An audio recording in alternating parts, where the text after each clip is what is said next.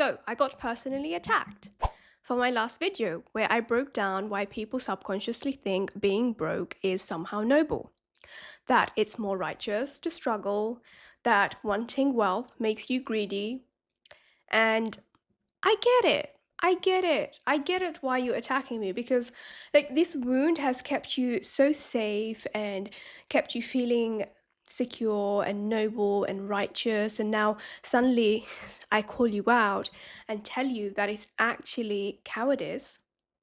So you're obviously going to meet my video with um defensiveness rather than receptivity and openness. I'm actually really glad I got this comment because it proves my point, right? So glad it reached the people that need to hear it the most.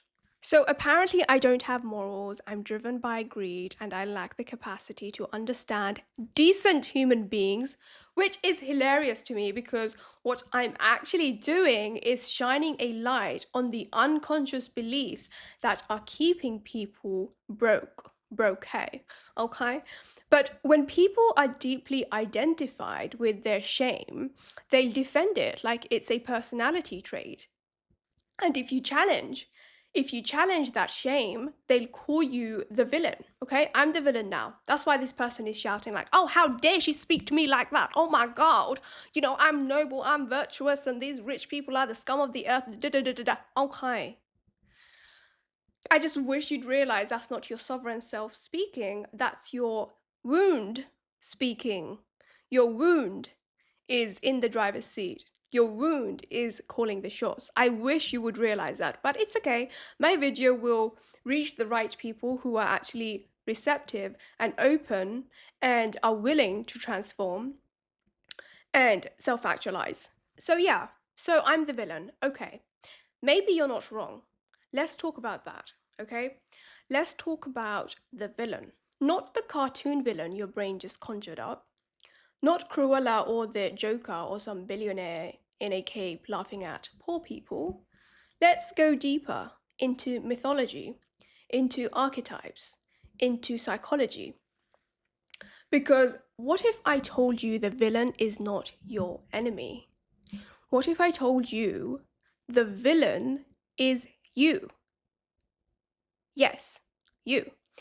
Think about every myth, every hero's journey. Luke Skywalker, Neo, Dorothy, Frodo, Moana. The hero sets out with a noble heart, wanting to save the world, help their people, do good. But halfway through, they meet someone terrifying.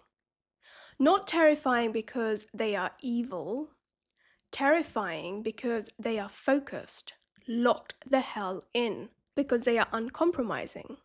Because they don't care what people think, because they don't play by the same rules as the hero, and because deep down, they want the same thing the hero wants. Did you ever notice that? The villain and the hero have the same goal, but the villain doesn't flinch. The villain doesn't hesitate. The villain doesn't ask for permission. They are not shackled by fear. And here's the twist, right? The villain is the part of the hero they've been rejecting.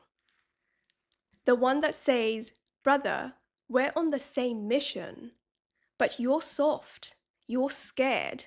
You think your fear makes you good. It doesn't. It just makes you stuck. This is mythology, yes, but it's also you. Because if you are an artist, a creator, a dreamer, an entrepreneur, then you, my friend, are on the hero's journey. And the villain, that's your shadow. That's the part of you that's been exiled. The ambition, the power, the hunger, the confidence. The part that doesn't need validation.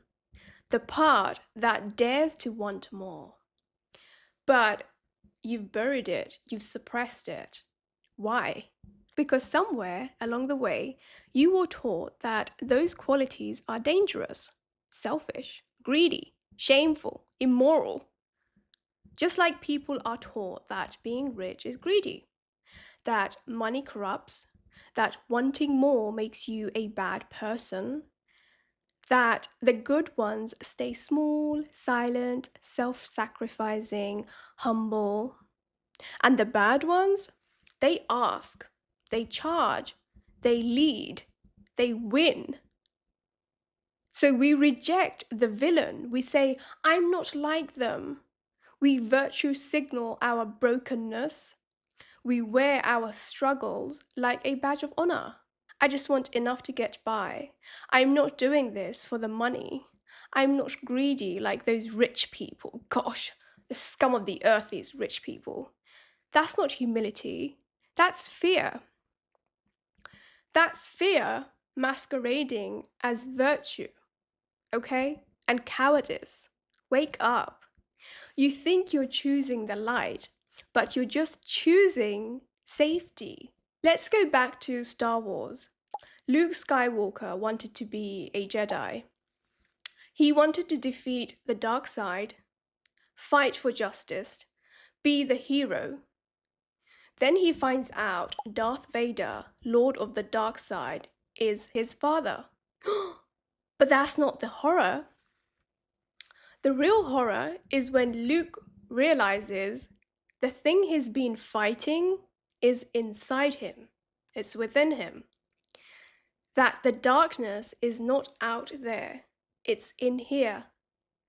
But if he wants to become a Jedi, a real one, a whole one, he can't keep pretending he's all light. He has to integrate. He has to balance the dark and the light. He has to become the very thing he was terrified of and master it. That's the journey of the artist, the entrepreneur, the leader, the healer. Carl Jung said it's essential to integrate your shadow self for personal growth and wholeness. If you want to make great art, build wealth, share your voice, change the world, you have to face the part of yourself that wants more. Stop denying that part of you, that doesn't want to struggle, that is done being polite, that is tired of shrinking, that is, in the eyes of the wounded, the villain. Because that's the real trick. You don't just fear being judged, you fear becoming what you've judged in others. You've demonized confidence. You've villainized power. You've shamed wealth.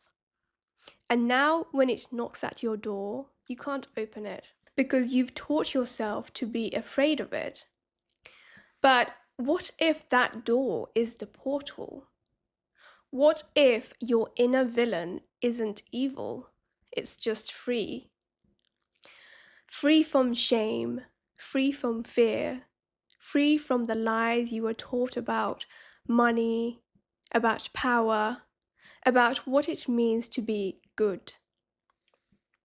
So, to the person in my comment section who thinks I'm greedy, selfish, and immoral for questioning the glorification of poverty, you're not attacking me, you're attacking the part of yourself that wants more, and you're afraid of it. But here's the truth. If you want to create your best work, live your fullest life, and step into real freedom, you don't need to destroy your inner villain. You need to integrate it, because the villain you fear might just be your highest self in disguise.